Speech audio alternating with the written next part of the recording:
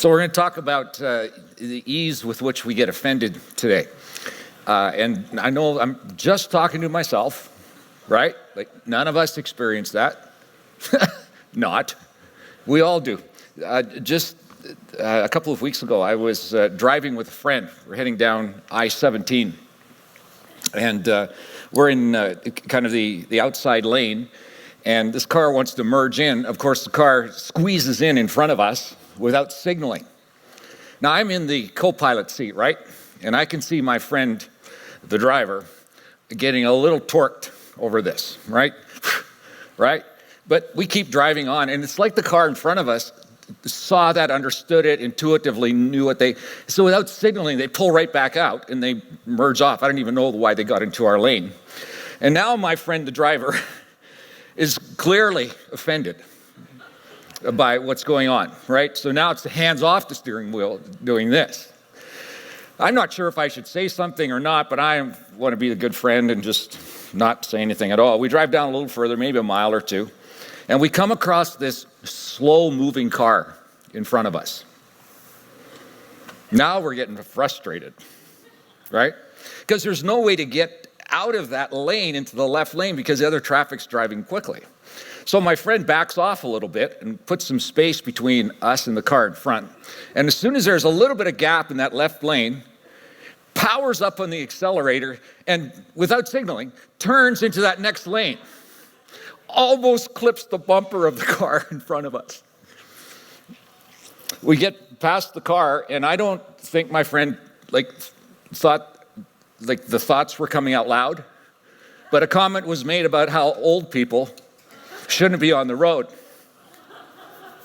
Looked over at the guy. He's my age.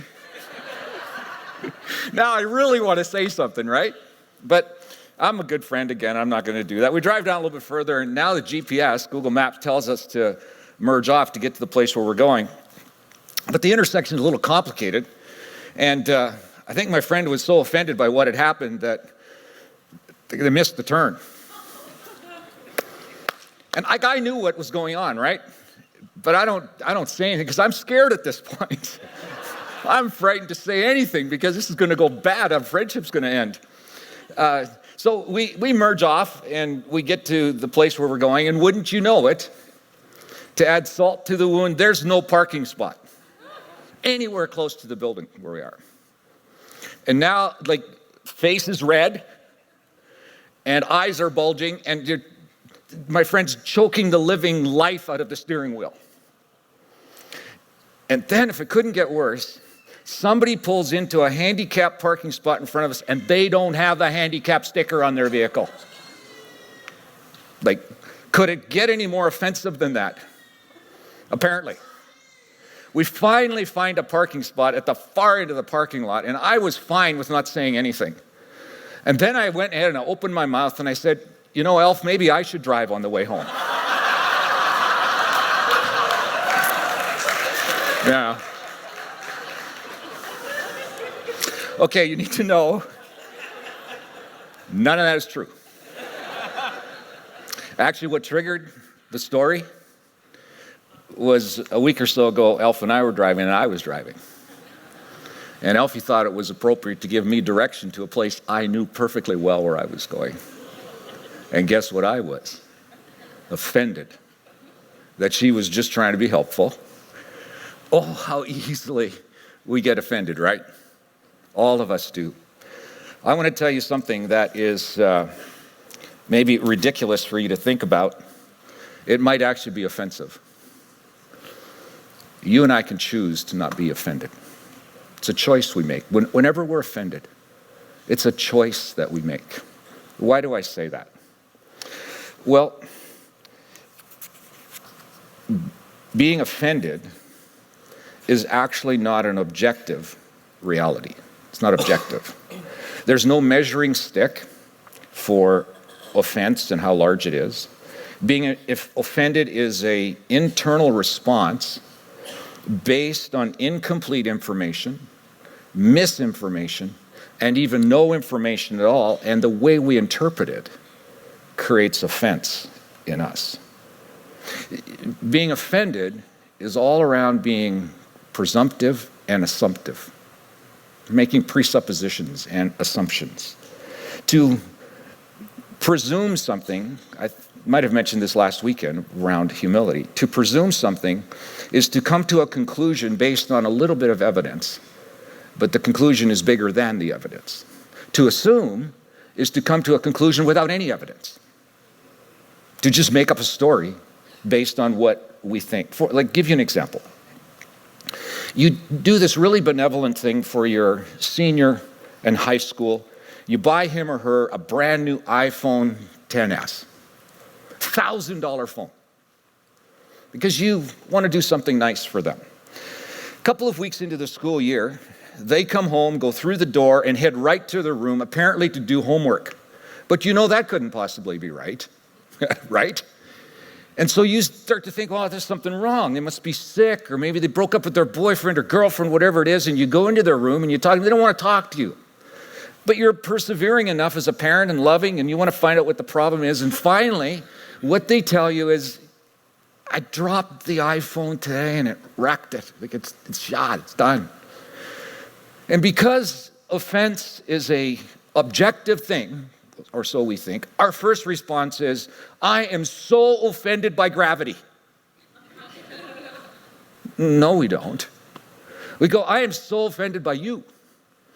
Your parents work hard for their money, and we gave you that out of a gift of love for you, and you're so irresponsible. You can't take care of stuff. Look at what you messed up. We spent so much on that. How could you possibly do that? You are so irresponsible and uncaring, and you just take for granted the things that we give you. I am so offended by you. Or am I the only parent here?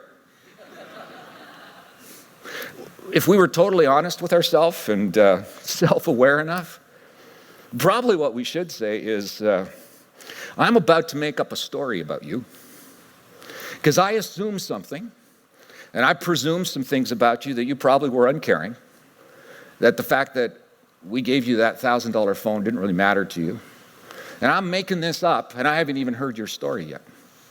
I don't know what happened. But I'm about to make up a story that's true and accurate and right, and I'm going to come to a conclusion about your irresponsibility. Gravity I love, you I'm offended with. We are unique and interesting people, are we not? Getting offended is always arrived at by a decision, a choice. A choice to presume or assume and then respond with incomplete, miss, and no information at all. It's subjective, not objective. But hold on just a second. Aren't there some things that we should be offended by? You know, righteous indignation and righteous anger. Isn't that in fact a value of a Christian faith? How, if you don't get offended, do you stand against moral failure and evil and general rottenness in this world if it doesn't offend you? How do you deal with the real rotten stuff that's happened to you if that doesn't offend you? Well, what I'm talking about today is something a little different. Generally, that type of offense is more closely associated with anger and resentment. I'm talking about something before that. It can lead to anger, and it can lead to resentment, and it can lead to these darker places because dark stuff happens. And I'm not talking so much about that. Although, oftentimes that kind of anger is also assumptive and presumptive. It presumes this, that I'm actually entitled to be angry and resentful of someone behaving in a way that I conclude is objectively wrong. But if you do a rational, fair-minded study of the scriptures and the life of Jesus, you're actually going to find that we are not to be so trusted with our righteous anger. Doesn't mean that we don't have it. It just means we have to proceed really cautiously with it. Because even in our anger, when really bad stuff happens to us, we make up stories about the person that we may not know are right, but we assume they're right. And then we respond to them in that kind of way. Do we get angry? Yeah. But I think if you would look at some passages of Scripture, it would be Jesus' intent in our lives to actually, over time, kindly and wholesomely and in healthy ways, work in our souls to eradicate anger from us. The truth is, only He has the perfect and right perspective on things that happen. And only He can truly be trusted with the purity of what anger really can be. Let me give you a couple of passages. Jesus' brother James, who I think saw his older brother. Now, James, remember, is a guy who didn't trust his brother. James was among the group of siblings that come to Jesus at one point and are so offended by what Jesus is doing, they want to lock him up. They want to put him in a psych ward. Really. But over time, James writes this, and I think he saw it in his brother's life. He says this in James 1, he says, "Be quick to listen, slow to speak, and slow to get angry. Human anger does not produce righteousness that God desires." There's something there. One of the guys that we quote often here is a guy by the name of Paul. Wrote a whole bunch of the New Testament. At one point in the letter he writes this. He says, don't let anger control you. He's not saying don't get angry. He's saying don't let it control you. Don't let the sun go down while you're still angry. If you wanted to simplify that and raise that a level or two, he might say, hey, don't let offense and being offended control you. Don't let the sun go down while you're still angry. Now, it does not mean that if that's the approach you take in life and you become unoffendable, or actually more increasingly unoffendable, it doesn't mean that you're weak or inactive or passive. It's often associated with that. It just means your actions aren't driven by anger, resentment, and offense. It seems those who got to know Jesus personally were impacted by how he lived when almost daily he would experience offending situations and offensive people. And over time, it just seems as people hung out with Jesus, their perspective on how easily they were offended just seemed to shift and change.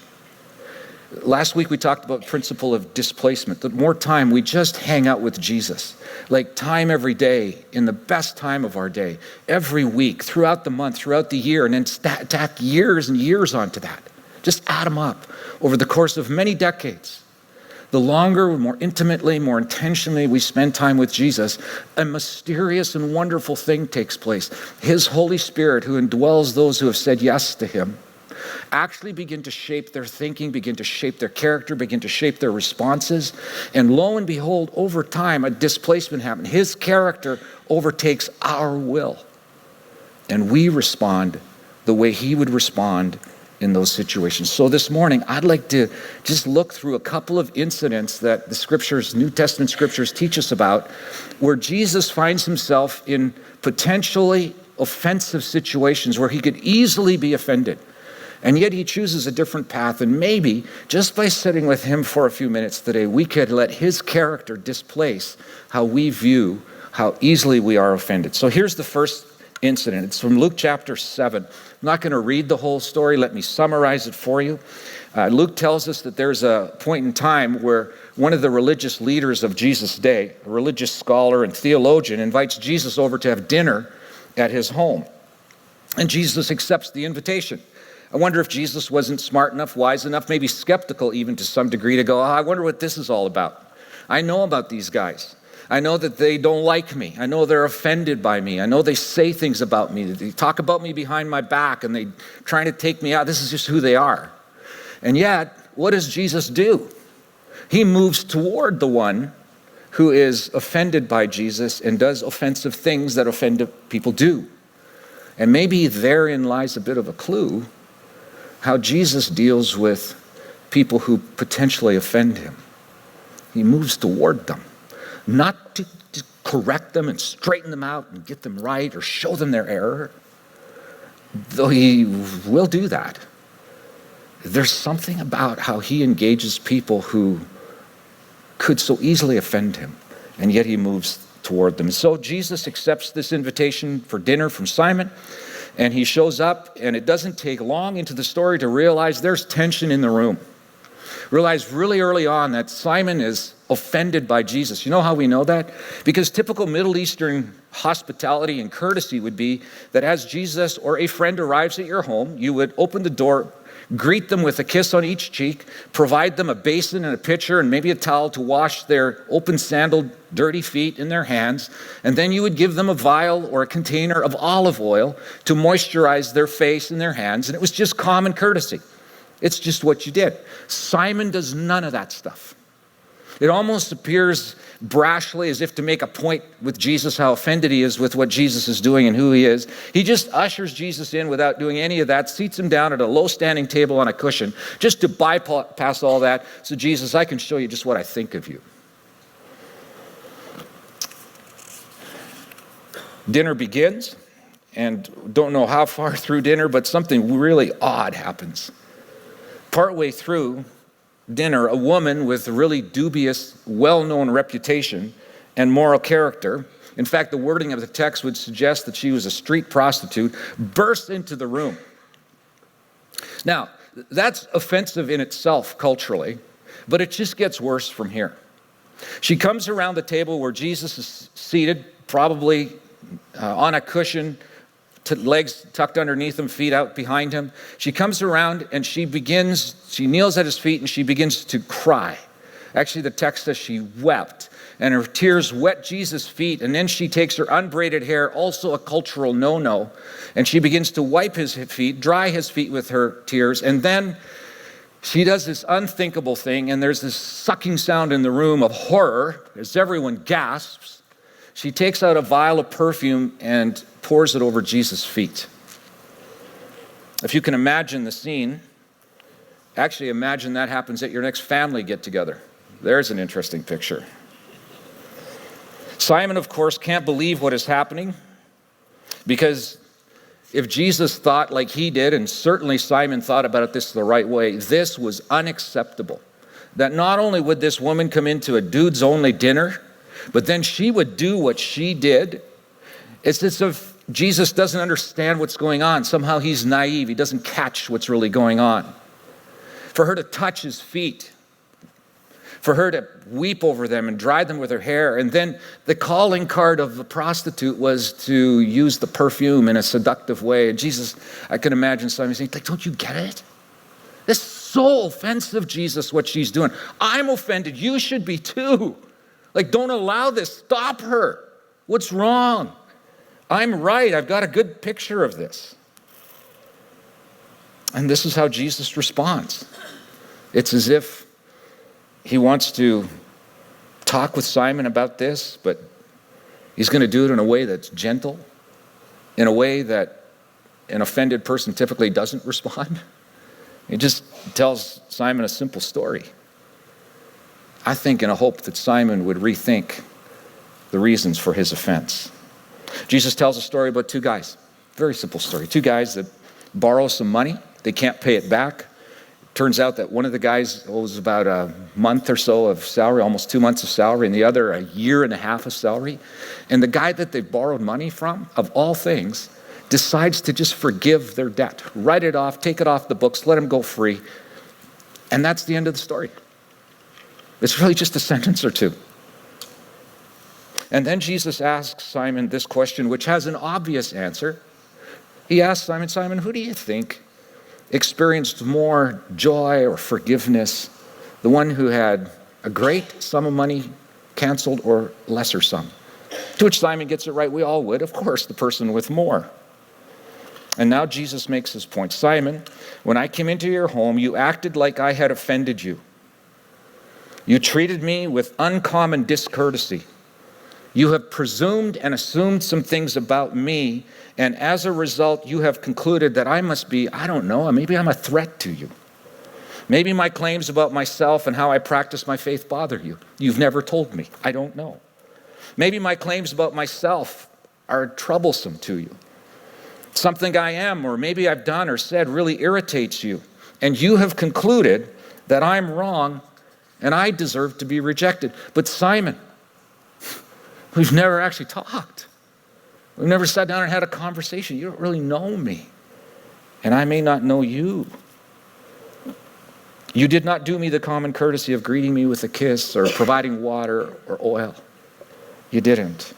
And then this woman comes in and does the things that you should have done for me, and if you weren't so offended, by me you probably would have done for me. And now you appear to be offended at both of us. Here's the secret, Simon. Just like in the story I told you about the guy who loves the lender so much because he has a great debt forgiven, this woman is able to act toward me that until you get over your offense, you will never be able to grasp and experience yourself. Your assumption and presumption is based on incomplete information, misinformation, and no information at all. And you have concluded that you're right based on bad, non-misinformation. And as a result, she and I both offend you.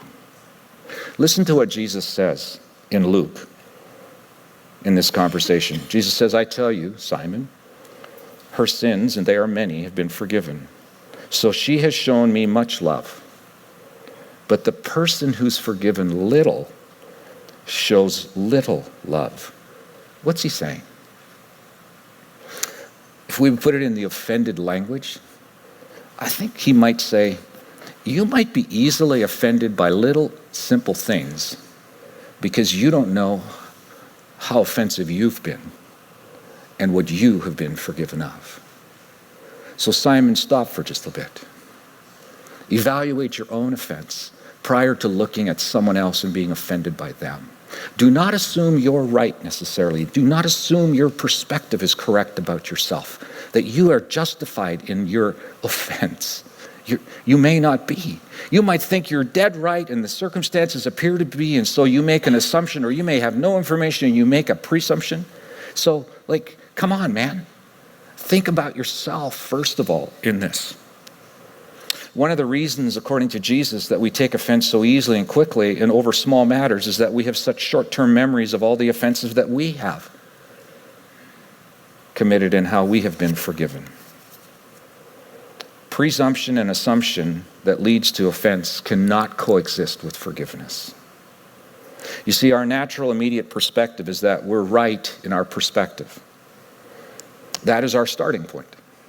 In order to get past that, we have to rethink if we are actually right. Let me show you a picture. It's a modified chessboard.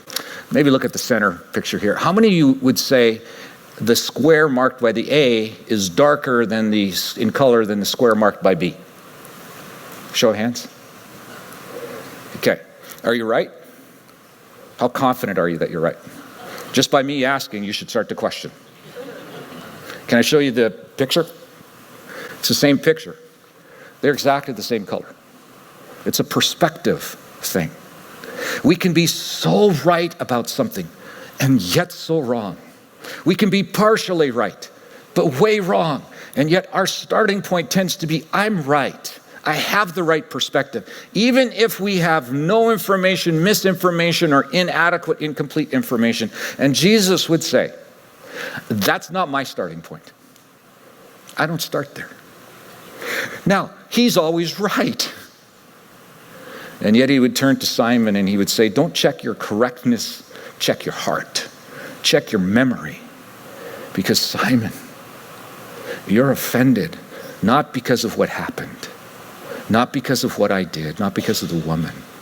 You're offended because you have lost perspective of your own offenses and what you have been forgiven of. Therein lies a clue. It's the first incident. The second incident,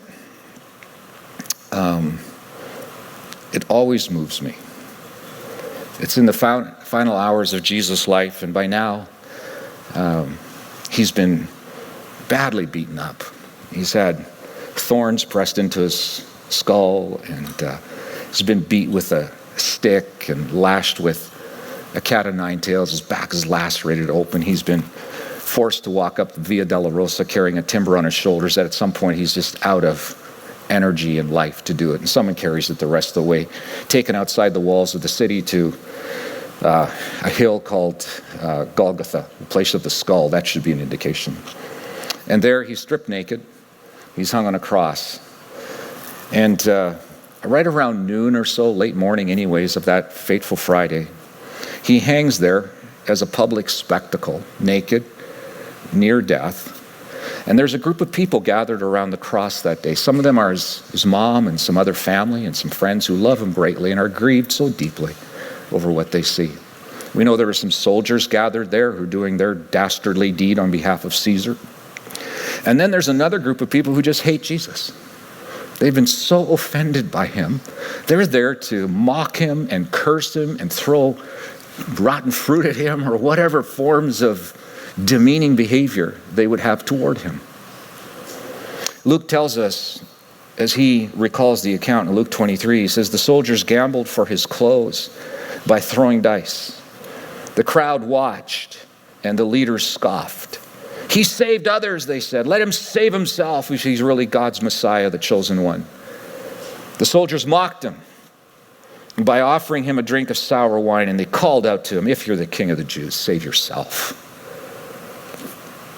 Can you think of a scene that might be more offensive to the one on the cross?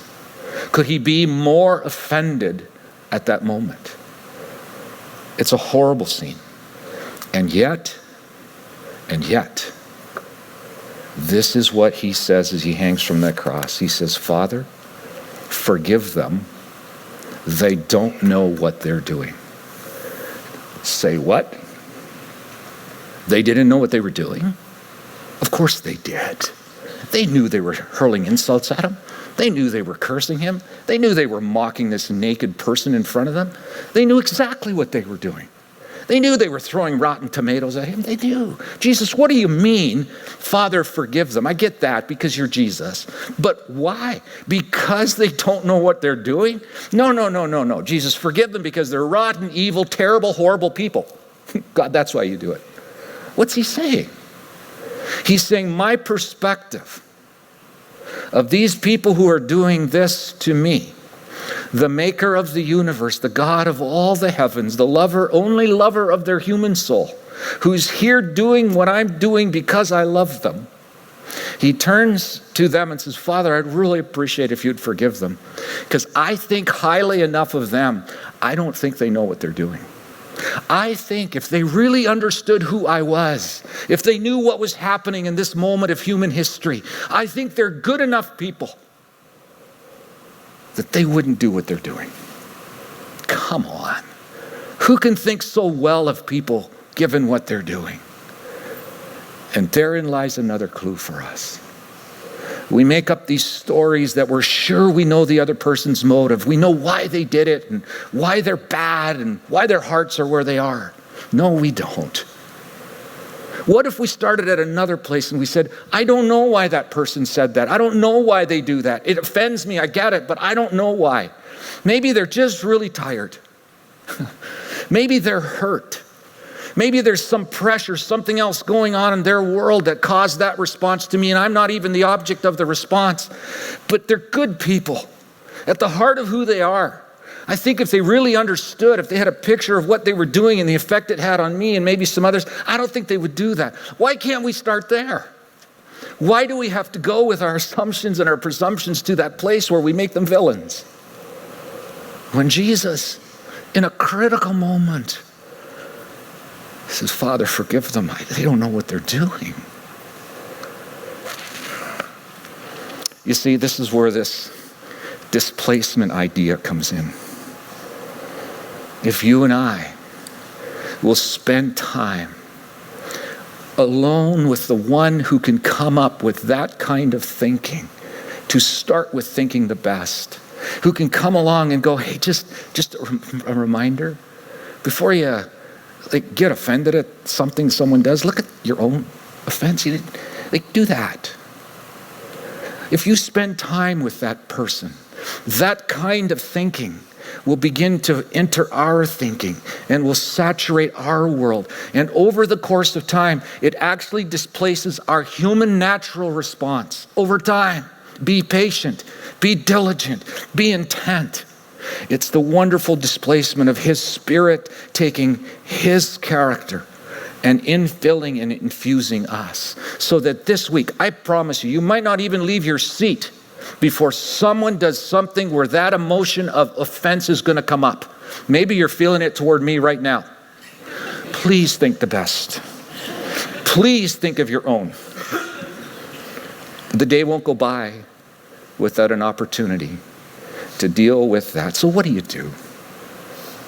Could you pause when you sense that coming up? Just pause. That would be a wonderful spiritual discipline right there. Just pause. And then ask this question. Jesus, help me see what you have forgiven me of and the offense that I have committed to you. Put what has happened here in the context of what you have done.